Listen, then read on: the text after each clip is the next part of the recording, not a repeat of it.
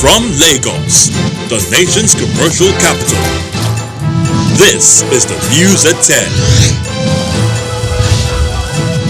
Live from Channels Television.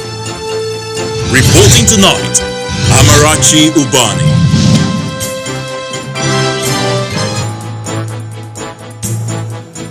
Tonight, the chairman of the People's Democratic Party Board of Trustees, Walid Jibrin, slams former Speaker of the House of Representatives, Yakubu Dogara, over defection from the PDP. President Buhari calls on citizens of Mali to embrace government of national unity as ECOWAS leaders spell out a 4-point plan to resolve the political crisis in the country.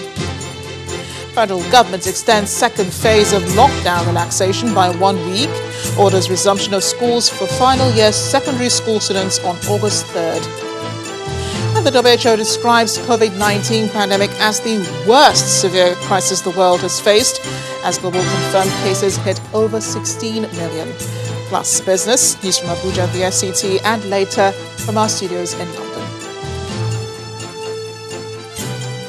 On business news tonight, World Bank says African Continental Free Trade Area could boost regional income by 450 trailing the defection of the former Speaker of the House of Representatives, Yakubu Dogara, from the PDP to the ruling APC. And the latest is coming from the chairman of the PDP Board of Trustees, Senator Walid Jibrin, who believes the move is a calculated one towards achieving Mr. Dogara's presidential ambition come 2023. Senator Jibrin, in a statement today, faulted the former Speaker for failing to take advantage of the channels of dispute resolutions within the party, saying there is more to his exit than he's telling the world. In his words, I am beginning to suspect that Mr. Dogara has a plan of becoming president or vice president in 2023, which he knows he will never achieve in the PDP. I want to assure the former Speaker that PDP shall continue to be very strong and united, and its doors remain open to all Nigerians. Therefore, PDP will never accept any plan by anybody to destroy the party. He goes on to say that it is even more worrisome that Mr. Dogara could take such a major decision in spite of being a member of the PDP's highest advisory organ, saying in his position as a member of the BOT, Mr. Dogara never laid any complaints to me as the chairman of BOT, which is the highest advisory organ of the party and the conscience of the party. Mr. Dogara had last week announced his return to the APC after a meeting with President Muhammadu Buhari and the Yobe State Governor, Mai Malabuni, at the presidential villa in Abuja. More politics. The candidates of the All Progressives Congress in the upcoming Edo State governorship election, Mr. Pastor Osage Izayamu, is taking his manifesto to different groups in the state. The APC candidate presented the document he describes as the simple agenda to traditional rulers from Edo South Senatorial District, as well as traders and artisans, pledging to implement every item if elected into office. He was accompanied on the visit by other party leaders, including the former APC National Chairman, Adams Oshomole, who asked the people to forgive him for endorsing someone he described as a wrong candidate in 2016. The APC candidate in the upcoming governorship election visits the traditional rulers known as Enige, armed with a conviction that traditional institutions play a crucial role in governance. Pastor Izayamu spoke in Benin language while explaining his manifesto to the Dukes. Said he is in the governorship race to correct the anomalies of the current administration.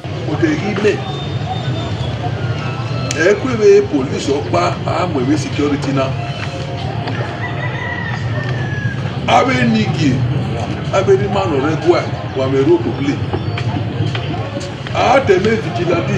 Vigilante. I go near Yamuna. Here wa ore Ugbo. Here ore de aso aria ladian. E government will meditabe wa wese o. Wa moilox. Every month for Harigona. The former APC National Chairman, Adams Oshomole, who accompanied Pastor Izayamu on the visit, says that he backed the wrong horse in 2016.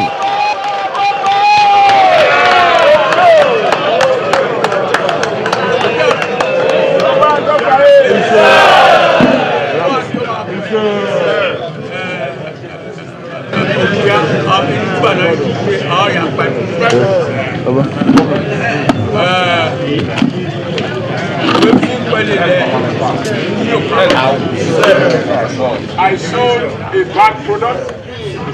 But I'm telling you, any of us would have made that mistake. We don't forgive you, sis. As they say, a green snake, other green snake. Now the summer has come. The green is getting brown, and we can now see the snake. When we see the snake, what do we do? Done with meeting the traditional rulers, the APC campaign trail is at another location in Benin City to meet with traders and artisans in Edo State to seek their support for his candidate. The simple agenda, I think we would like to get it.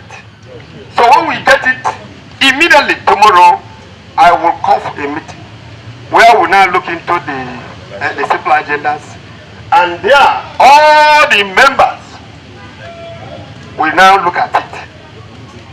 We trust you. So by then, we will now see what we are going to do. The Edo State APC governorship campaign believes that engaging different stakeholders and explaining its manifesto to them is one way of ensuring it gets the people's mandate in the upcoming election.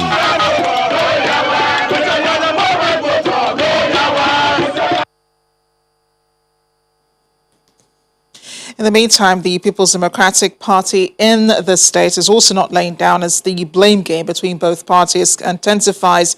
The PDP is asking the former national chairman of the All Progressives Congress, Mr. Adams Oshomole, to account for 42 billion naira allegedly received as security votes during his time as governor in the state. The publicity secretary of the PDP in Edo State, Chris Nekare, who said this during a press briefing at the party secretariat in Benin City, the state capital, also insisted that Governor Godwin Obaseki remains the candidate to beat in the upcoming election. For 8 years, it took over 42 billion as security votes, nothing to show for it. We find it ridiculous that a man who stood on the podium just 4 years ago to condemn his candidate of today, called him all sorts of names. He even offered to put down his immunity in his quest to say that what he was saying was right. But this same man now is telling us that he made a mistake 4 years ago. And Edo people should ask, can this man be trusted? A man that flip-flops one policy to the other. And he has a history of flip-flopping. And Edo people should not take him seriously for whatsoever reason. In 2008, he talked about one man, one vote. He talked about killing the stopping godfatherism. But we all know all that was a ruse, as his actions of present-day actions do not suggest that he meant what he said then. Further south, ahead of the Ondo State governorship election, the incumbent governor of the state, Mr. Rotimi Akeredolu, is optimistic of victory at the polls as he dismisses claims that the primary election that produced him as candidate of the party is fraudulent. Speaking at the party's headquarters in Abuja after meeting with members of the APC Appeals Committee behind closed doors, Mr. Akeredolu insists he remains the best candidate for the governorship election. It's a claim to put before the appeal. How I will respond to it, I will respond to it with the appeal. The appeal process is there, and I've handled it. So, if you claim it was fraudulent, it is you to prove. Well, for me, the deputy leaving APC to go back to PDP is good riddance of bad rubbish. We thought we could accommodate him in APC, but since he made a choice to go back to where he truly belonged, so all well and good. Tayo Jegede is my friend. We are colleagues. We are both members of the NABA. I have nothing against him. I just pray that our campaign should be issue-based. So if it's issue-based, no violence, we all can go ahead and do whatever we can do. And I know that he knows that it is not easy for him. I'm not saying it's easy for me to win, but I know that by the grace of God I'm going to win. So it's not with God on my side, it's not going to be easy for him. To international politics, the president has called on all citizens of Mali to embrace the proposals for a government of national unity. President Muhammadu Buhari made the call during the virtual ECOWAS leaders' extraordinary summit on the socio-political situation in Mali, where the leaders reeled out an action plan aimed at resolving the Mali crisis. The extraordinary session resolved to sanction parties involved in the ongoing crisis if they fail to accept recommendations made by heads of government in the region.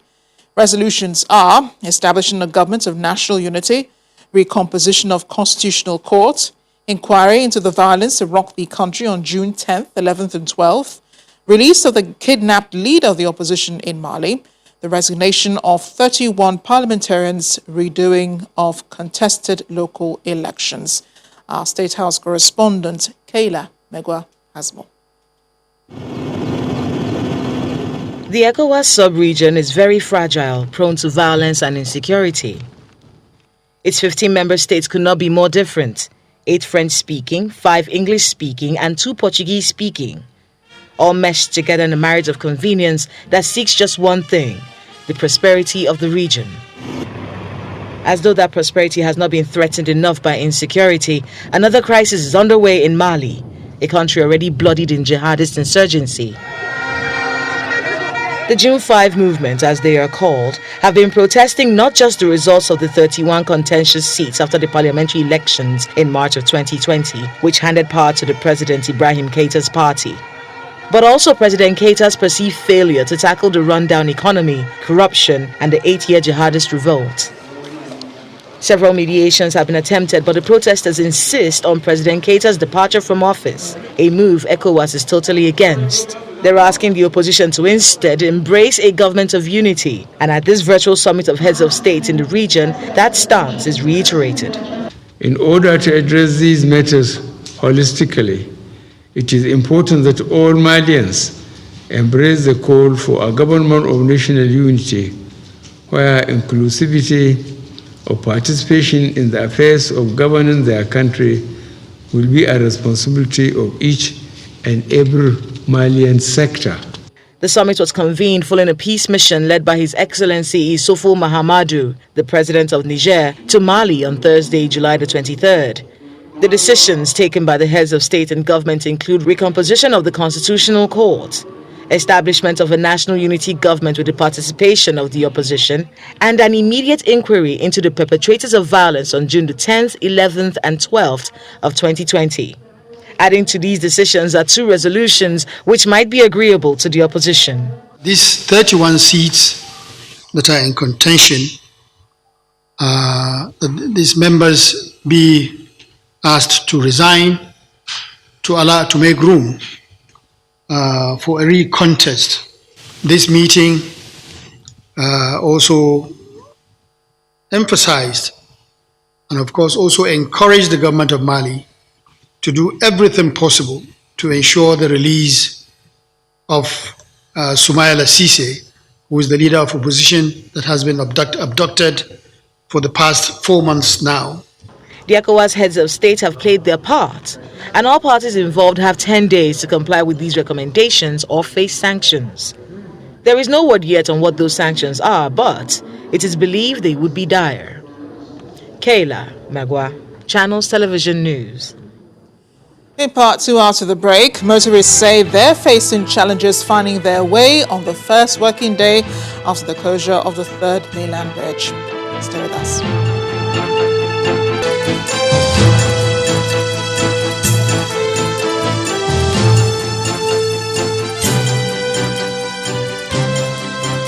Welcome back. If you just joined us, you're watching the news at 10 live on Channels Television Lagos. A reminder of our top stories. Chairman of the People's Democratic Party's Board of Trustees, Wale Jibrin, slams former Speaker of the House of Representatives, Yakubu Dogara, over defection from the PDP. President Buhari calls on citizens of Mali to embrace a government of national unity as ECOWAS leaders spell out action plan to resolve the political crisis in the country. Federal government extends second phase of lockdown relaxation by 1 week. Orders resumption of schools for final year secondary school students on August 3rd. And the WHO describes COVID-19 pandemic as the worst severe crisis the world has faced, as global confirmed cases hit over 16 million. Plus business, news from Abuja, the FCT, and later from our studios in London. Our website, channelstv.com, has more information on our top stories and others. Subscribe and watch Channels Television's live stream on YouTube and other social media platforms using your mobile device browser, or download the Channels TV app for Android and iOS devices from their respective stores. You can also watch us via smart TV platforms on Apple TV, Android TV, Fire TV, and Roku. Motorists heading to Lagos Island today after the midday closure of the third mainland bridge encountered some difficulties navigating and understanding the alternative route. When Channels Television visited the various alternative routes, traffic gridlock had the better part of the commenting public, leaving many the option of walking long distances. The first work day of the week and the first experiment of drive experience since the partial closure of the third mainland bridge. Priority movement have been given to Lagos Island bound traffic. It's however not so significant a change as to how people would ordinarily have traveled largely. What have changed slightly is they can't do so all day. For those who couldn't beat the cutoff time for a switch in traffic direction, they have to make use of the nearest exit, which is this stretch. Most of these guys are headed to the island, but will have to do so using the alternative route via Adekunle Herbert Macaulay Houses and will ultimately end up around the Carter Bridge, which is also flooded. At the Funshaw Williams Avenue, which is the collection point for motorists traveling through the Ikorodu Road, is slowly but surely. It's generally believed that Mondays in Lagos is and has always been a bit congested. The coming days, therefore, could reveal the true litmus during the partial closure.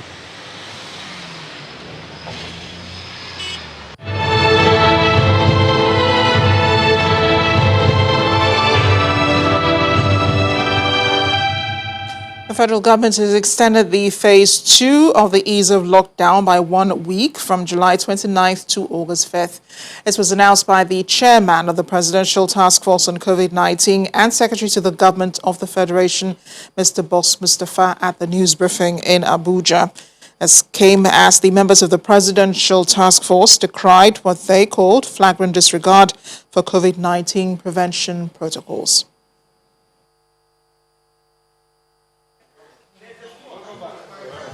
It's 2 days to the expiration of the 2 weeks extension of the second phase of the ease lockdown by the federal government.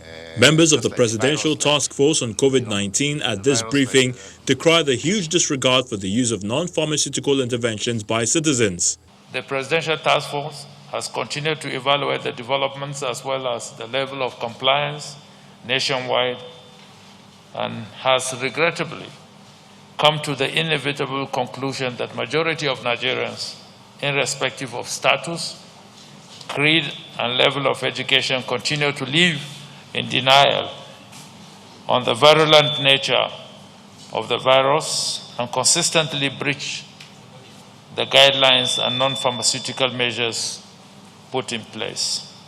Due to the upcoming Salah, Eid al-Kabir festivities, which coincides with the expiration of the current phase, it will be prudent to extend by 1 week from 29th July till Thursday, 6th August 2020. It's increasingly alarming, the rate and the high-risk behaviors that we continue to carry out across the country. Wearing a mask might seem very cumbersome, but I promise you, it's less cumbersome than being on a ventilator. The Minister of Transportation is attending the meeting for the first time. He announces the opening of the railways ahead of the Eid al-Kabir celebration. It is the pressure of those who want to participate in the forthcoming spiritual activities that made me accept that we'll open the railways from Abuja to Kaduna. What are your requirements? You will not enter the station if you don't have a face mask. You will not enter the station if you don't have a hand sanitizer. Meanwhile, the national coordinator reiterates the safety protocols ahead of the Eid al-Kabir festivities. In terms of mitigation measures when it comes to physical gatherings, we recommend holding the event outdoors for the prayers. If it has to be indoors, the numbers should be limited, and we must ensure adequate ventilation and airflow. Those above the age of 60 years or have comorbidities should preferably stay at home, and those sick and or having symptoms should not attend the Eid prayers. The number of confirmed cases of COVID-19 is rising very fast in Nigeria, just as fatality rate climbs above 800. Hence, the need to take responsibility cannot be overemphasized.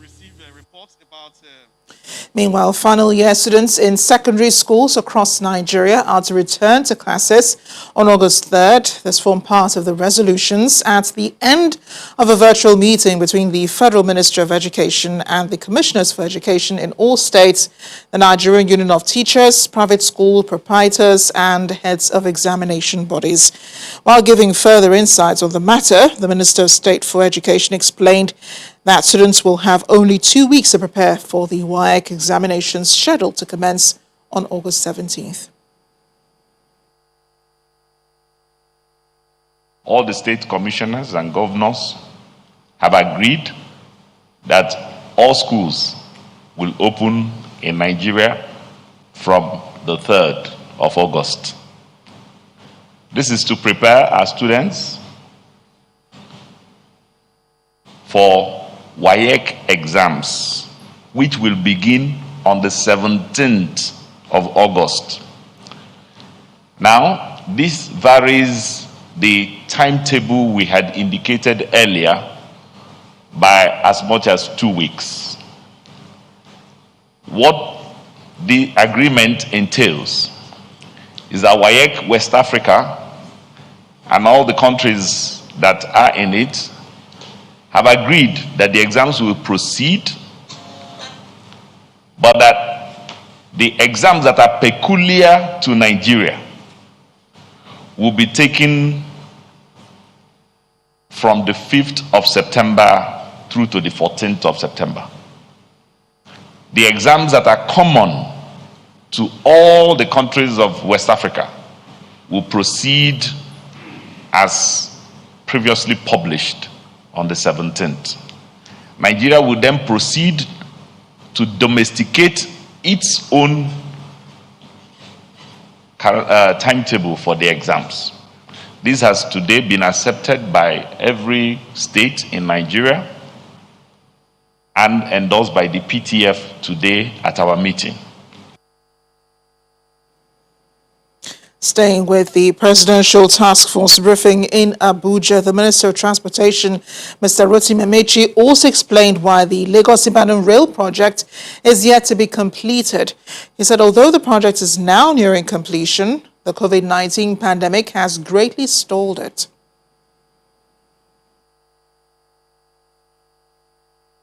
Ibadan to Kano.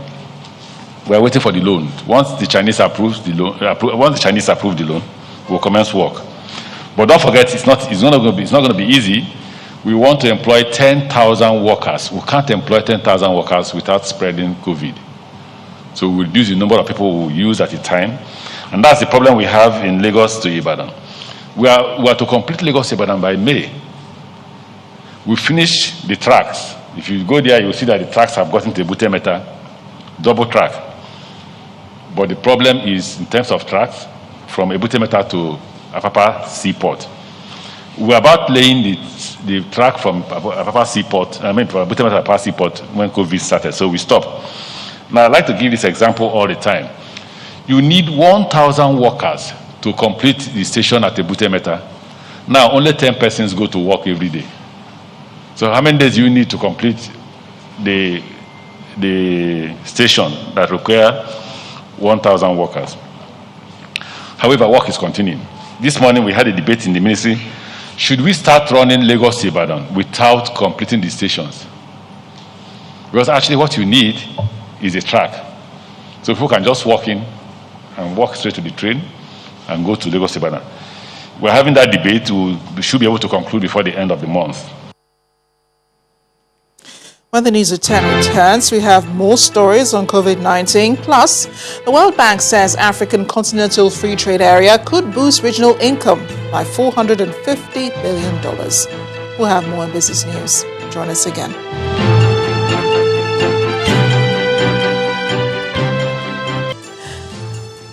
Welcome back to the news at 10. Let's head on now to our studios in Abuja, where Linda Kigwe is standing by with more on the news at 10. Hi, Linda.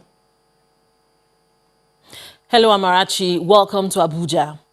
In a bid to prevent a worsening of the current health crisis compounded by the COVID-19 pandemic, the federal government has opened discussions with the Nigerian Association of Resident Doctors. The meeting, which is aimed at averting another industrial action by the resident doctors, lasted for hours but ended without any agreement.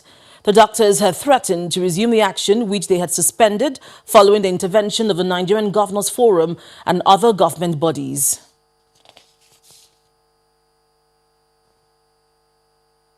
In Kano State, people who fail to wear face masks in public places may have the security officials to contend with, as they have been directed to enforce compliance. The Kano State government has also directed all transport unions to ensure that passengers use face masks before entering vehicles. Kano State Governor Abdullahi Ganduje warns that there will be no shortcut to following protocols on preventing the spread of COVID-19 in the state. Correspondent Idris Jibrin reports. As part of efforts to further enhance the established COVID-19 protocol, Kano State government has started the third phase of face mask distribution, and this time they are targeting transporters, students' unions and community-based organizations. These bags of face masks, containing 2 million pieces, are to be distributed in all public motor parks, tricycle joints, marketplaces and other public places. All your passengers must use them, otherwise the security agencies will stop you from moving from one place to another. And any member who is found in your vehicle without using the face mask, it is your fault, because you are not supposed to take any passenger who does not agree to wear the face mask. Traditional institutions, through the state chairman of the Council of Traditional Rulers, Sarkin Kano Alhaji Amina Ado Bayero, are to ensure that communities and villages are informed of the compulsory use of face masks to avoid community transmission. There is no doubt people have suffered during the COVID-19 lockdown, but we had continued to sensitize them that nothing is permanent. As we approach Salah, we advise residents to continue to follow all the protocols in order to stop any further spread. Commercial drivers of taxi, buses and tricycles, popularly known as Adede Tesohu, are to make sure they abide by the established protocol of COVID-19 under the close supervision of relevant security agencies. Any driver or rider is found not wearing face mask, is either he's not registered with the union or is a deviant, and therefore the law that is being established or the order that is being established will now have to come to play. Meanwhile, the state government has also confirmed that mobile courts have been activated to try any person or group of persons that may likely disobey the laid-down COVID-19 protocol across the state. Idris Jibrin, Channels Television News.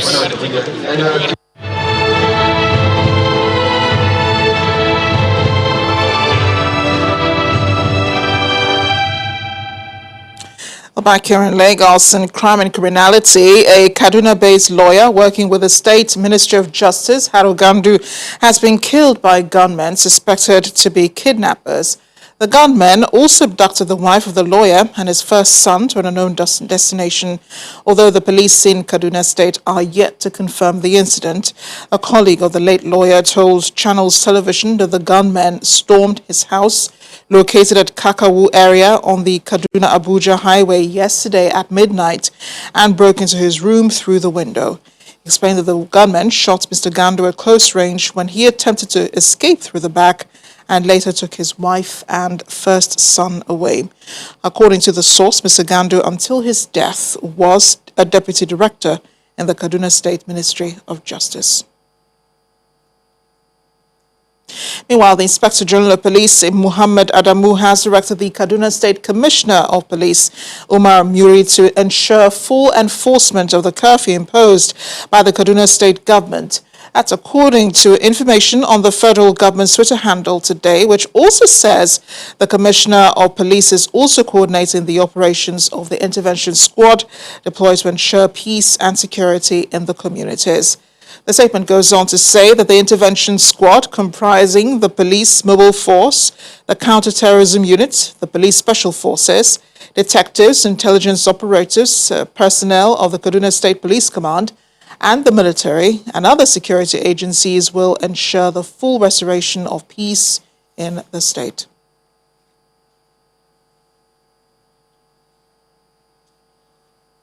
Some railway stations along the Lagos-Ibadan and Itakpe-Ajaokuta-Alaja Warri corridors have been named after some prominent Nigerian citizens. The Federal Ministry of Transportation announced that the president approved the decision, saying the deserving citizens have contributed to the progress and development of their respective communities and the nation at large. Some of the prominent Nigerians named in the statement released on the Government of Nigeria Twitter handle include APC National Leader Bola Tinubu, former Lagos State Governor Lateef Jakonde, and the Vice President, Professor Yemi Oshibajo, at the Kajola Station. Others are Nobel laureate Professor Wole Soyinka, former Vice President Alex Ekweme, former military Vice President Admiral Ogoso Saihomu, Alfred Rwane, Alhaji Adamu Atta, and Anthony Enahoro. The ministry had earlier announced the naming of Agbo Station Complex after former President Goodluck Jonathan. For the full list of the railway stations and who they're named after, you can visit our website, channelstv.com. Here's Bisi Adebayo now with the day's latest business headlines.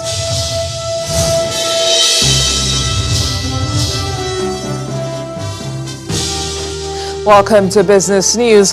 The World Bank says the African Continental Free Trade Area could boost regional income by 7% or $450 billion. Now, the latest report released today by the International Finance Institution says the volume of total exports would increase by almost 29%, with exports between African nations rising 81%, while exports to non-African countries would increase 19%.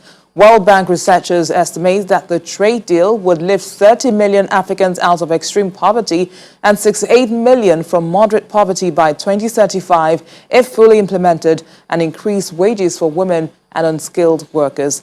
The Africa Free Trade Deal, which is expected to begin operating from the start of 2021, will bring together 1.3 billion people across 55 countries with combined gross domestic product of $3.4 trillion. The Naira has gained marginally against the dollar at the investors and exporters window, closing Monday at 389 Naira 25 kobo as against 389 Naira 50 kobo it exchanged on Friday last week.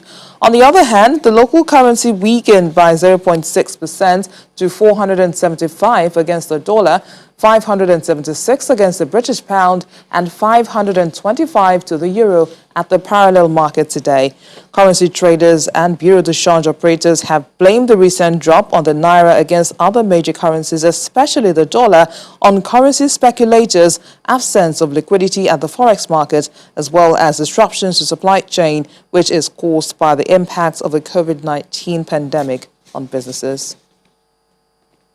Let's head to the equities market now, which begins the last trading week of July positive with a strong start today, with about 186 billion naira recovered from some of the losses recorded last week. Here's Layo Adegoke with details of today's trading activities.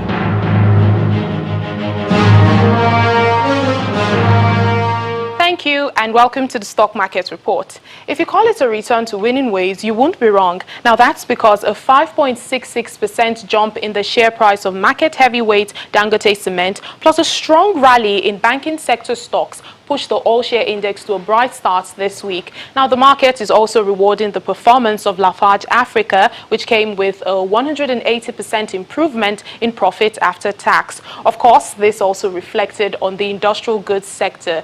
Investor confidence is gradually returning to the market as some impressive earning results seen so far have helped to moderate some of the tension earlier seen in recent trading sessions. Now, this is also evident in the volume and value of shares transactions, which began the week on an impressive note, largely driven by Flour Mills, Lafarge and FBN Holdings. More results are expected to turn in this week, and so the market is expected to take a cue from the numbers. We'll just have to wait and see. And that's the stock market report. I'm Layo Adegoke. Thank you, Layo. Now let's take a look at the global stock market. They ended today's trading session slightly mixed, with investors mainly focused on diplomatic tensions between the world's two biggest economies, as well as concerns over the spread of the coronavirus. Here are some of today's closing numbers.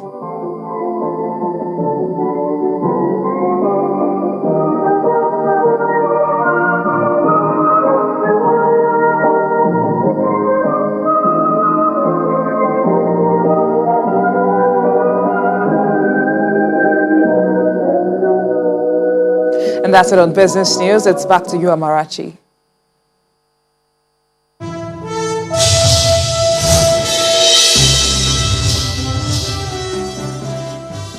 Thanks a lot, Bissy. Still ahead on the news at 10, Liverpool's Jurgen Klopp named the League Managers Association Manager of the Year, plus more stories from our London studio and around the world in 5.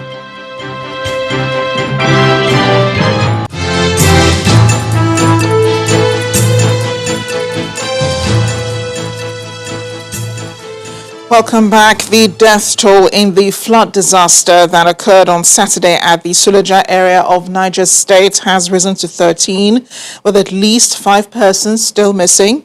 During a visit to the area, Governor Abubakar Bello described the incident as unfortunate, but is concerned over the lack of adherence to urban development laws by residents in the area. And more revelations are coming out of China about the genesis of the novel coronavirus, which has now infected over 16 million people around the world. A Chinese doctor, Professor Kwok Yun-wen, who diagnosed several early cases, says it took China over a week to tell the world it had human-to-human transmission. On January 12th, Professor Kwok Yun-wen said he diagnosed a family with the coronavirus in Shenzhen, 700 miles from Wuhan. Only some of the family members had been to the city where the COVID-19 outbreak originated. So Yuen knew immediately that he was seeing evidence of human-to-human transmission of the new coronavirus. He immediately alerted the authorities in Beijing, but it took 8 days for Beijing to warn the world that it could spread through human-to-human transmission. Director General of the World Health Organization, Dr. Tedros Ghebreyesus, says COVID-19 is easily the most severe global health emergency that the agency has ever declared. This comes as the number of COVID-19 cases, we said earlier, exceeds 16.3 million, with more than 650,000 deaths. Here's Simon Pusey with more international news and around the world in 5.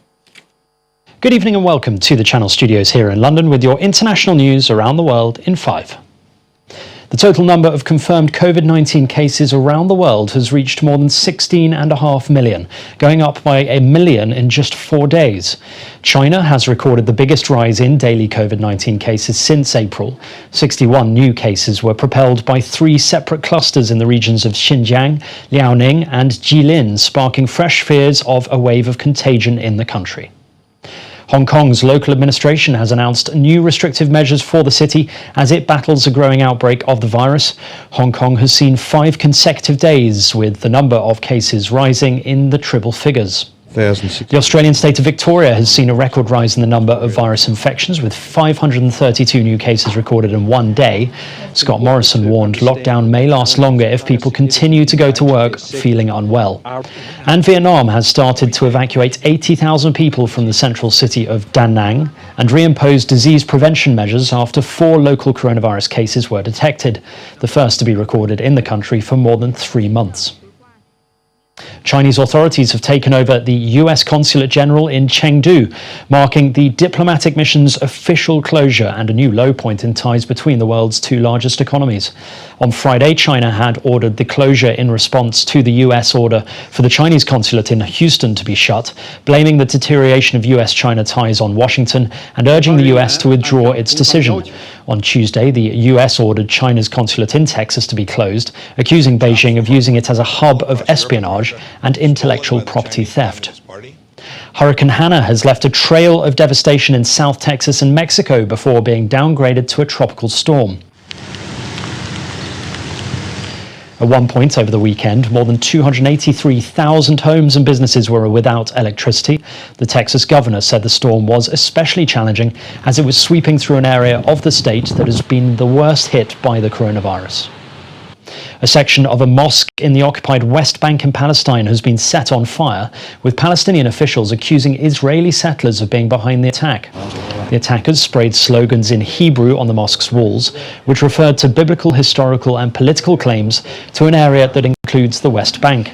The Palestinian Religious Affairs Ministry accused Jewish settlers of starting the fire.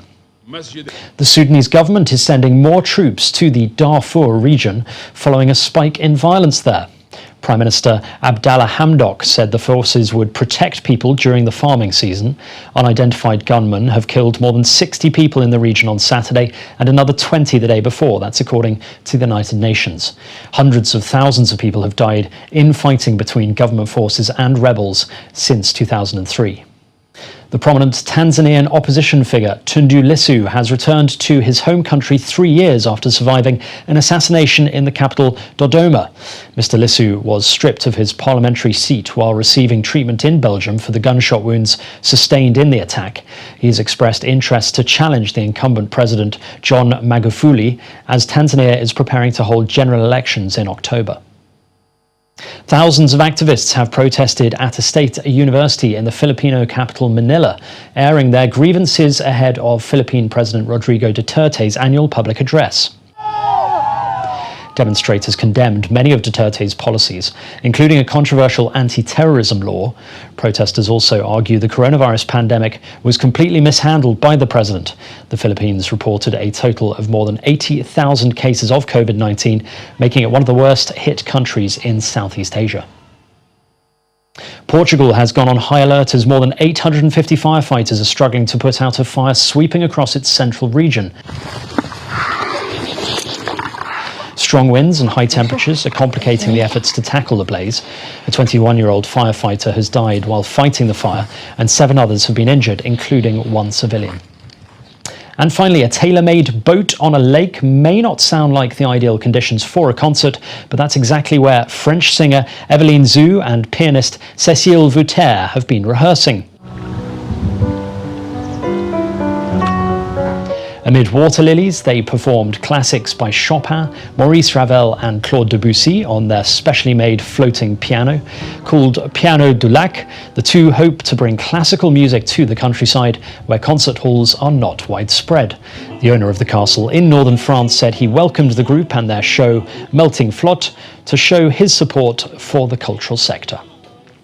And that's your international news around the world in 5. Now back to the Channel studios in Lagos.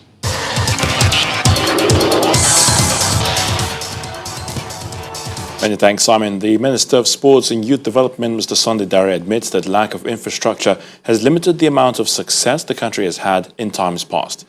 Mr. Dare, who was our guest on Channel Sports this morning, says his ministry is putting a lot of effort to transform sports into a big business with the help of the federal government. Liverpool's Jurgen Klopp has been named the League Managers Association Manager of the Year. Klopp's team won the Premier League, which was the Reds' first English top-flight title for 30 years. In Spanish La Liga side Villarreal have unveiled former Arsenal manager Unai Emery as their new manager. Well, Emery, who replaces fellow Spaniard Javi Calleja at the club, began his managerial career in La Liga, where he previously coached Valencia and Sevilla. And that's a wrap on sports.